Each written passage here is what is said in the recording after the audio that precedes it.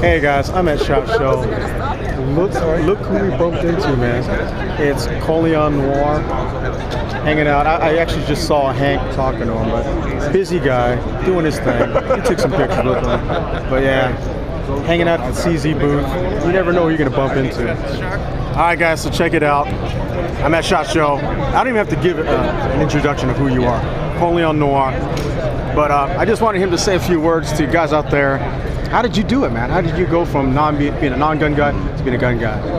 Just did it, honestly. And it sounds easier than it really is, because especially if you live in a different state, you have certain restrictions that I probably didn't have. Like I live in Texas, so I not dealt with those restrictions that other people would have. However, it was the love and the passion just kind of kept building up, kept watching videos, kept learning, and from there, I actually just got in my car and just started looking around. I went to every gun store I could possibly think of within my radius, tried to find every firing shooting range that I could go to, and from there, started developing relationships with different people, learning about other stuff, and then it just kind of took off on its own. Did you get like blowback from your family? Like, no, because I hit everything from my mother. Now I did get some blowback from some friends because they know me for so long without being a gun guy. Yeah. And so because of that, they kind of threw them off guard a little bit. And for them, it was like, whoa, wait, are you going crazy? You know, you're having some issues, things like that. They didn't understand. No, it was just a passion. Yeah. For a lot of people, they don't understand that firearms are a passion for a lot of people. Yeah. And some people actually feel guilty about it because then they'll shoot and then they feel like, oh, I'm not supposed to like this. Well, no, it's not. You don't like it because you want to kill someone. You like it because you like it. It's just like the same reason somebody likes a car, you know, or a knife, or whatever the case may be. And so, with that being said, as they got used to it and they started seeing, oh no, this is an actual passion, then, you know, they started to kind of quell off. Now they're all coming back to me like, so yeah, can you teach me about guns? Now that you're big, hook me up. Yeah. See, here's the thing. I saw that video. Your friend with the big hair. What's her name? Yes, millions of us probably saw that video, and everybody paused and gasped when she went like this. She was like this, talking to you, and you just kept going. Well, yeah, because me and Jamisha have had conversations plenty of times, and I knew she'd be great for the show because she's fearless. Yeah, you know, and she sticks to what she believes in or what she doesn't believe in, whatever the case may be. Yeah. But my friends are assholes, and you know we'd always sit around the room and we'd like talk and argue about the dumbest stuff. Yeah, you guys at the barbecue, I saw that. We just argue about anything. And so one of my guys, he's the jokester, so he'll crack jokes even though he's not making a logical point. And then, you know, one of my friends is just like, you know, oh, that doesn't make any sense. He's like super logical even though he's not logical. Yeah. But what it taught me is being able to deal with different people, and having discussions about things where we don't agree. Yeah. And so there's a patience that has to come from that, and it's hard. Sometimes I snap. I'm just like, just. Listen. Let me ask you this then. So, of the friends that were anti-gun, have you switched any of them over to self-defense handgun guys now? Yeah. How many guys have you switched over? Just, I'd put you on the spot. No, I'm thinking.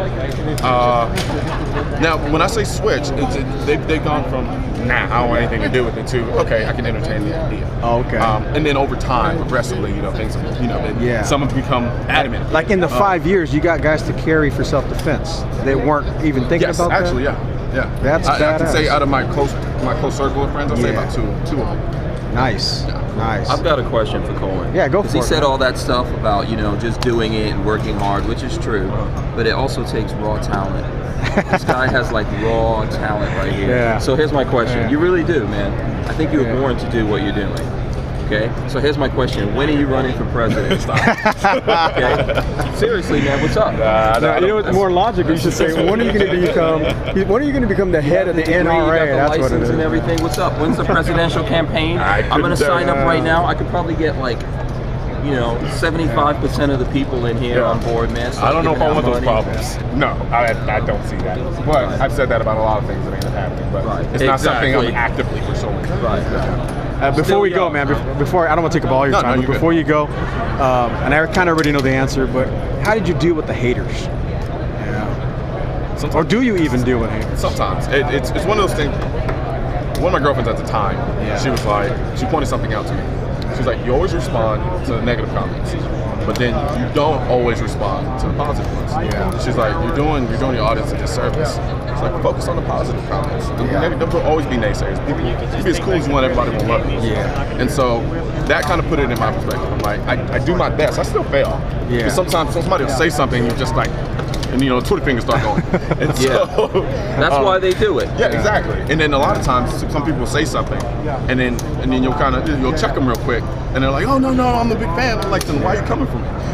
You know, but it was just to get your attention. Yeah. And so what that told me was my attention needs to be placed in other directions. People who actually support me, who actually say good things. And a lot of people don't. They'll say great things, and then I'll never respond to it. But then some jackass will get on the comment section, say something messed up, and I'm like, oh, and I'm like hyper-focused on them. And I got a team of people behind me who are like, hey, we can move you from the job. And so I try to keep that in perspective, and then just take the hate in and just deal with it. Sometimes you have to. Sometimes the people close to you get it. Yeah, because now you're the face of minorities and firearms, so you kind of have to change, I guess, some things that you say. Drake has a good song, man, about that. You know, he's like, I've got a lot of enemies, trying to drain me of my energy. You'll probably get a lot of comments. Anybody who knows me knows I'm a Drake fanatic. So okay. So but that's what I think. That's what I think. That song starts going through my head when that kind of stuff happens. So, and it gets rough sometimes. He's too old to know about Drake. No, I know about the. I'm cool, about man. the. Yeah, come on. I know about. About the dance. I've seen the dance, man.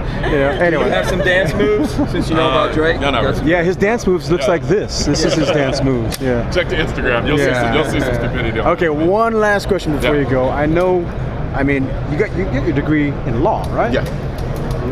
What are you doing with that? Are you putting that on hold? It's still there. No, it's still current. For president. I may be behind on my seat. Easily.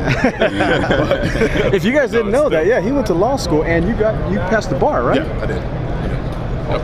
So I'll say that one more time, man. Small. Yeah, you passed the bar, As man. much as I can, considering time, commitment to everything else that I'm doing. So if I get like pulled over, locked up, or something like that, I could call you. No. He's gonna be the he had a tough time getting into the show, so maybe I shouldn't call. No, I got you. I'll probably pawn you off to somebody else. Oh, okay.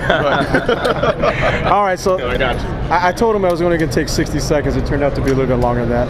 Man, thank you. Thank you, man. For everything. Thank everybody out there who supports me. And if you don't know who this guy is, it's impossible you can't know who he is. But subscribe. Colion Noir. He needs more subscriptions, more comments. Oh, wait. One last one. Yeah. How did you get the name? Okay, about the name. Yeah. The name is, I'm always in black. I've always loved the color black. I always wanted the color black. Yeah. And so my friends would always point that out. And one of my other friends would always call me. I love black.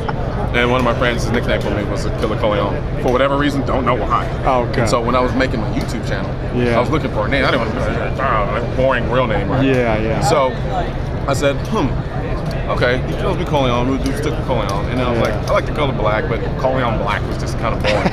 So I was like, I'm gonna be fancy. I'm like Colion. Yeah, that's it right He there. used to rock hard. Yeah. I went Noir now. Oh, yeah. Well, there you have it. That's how that goes. There you have it, guys. I asked the tough questions. Dig deep. Anyway, that's it. Take care. See you guys later.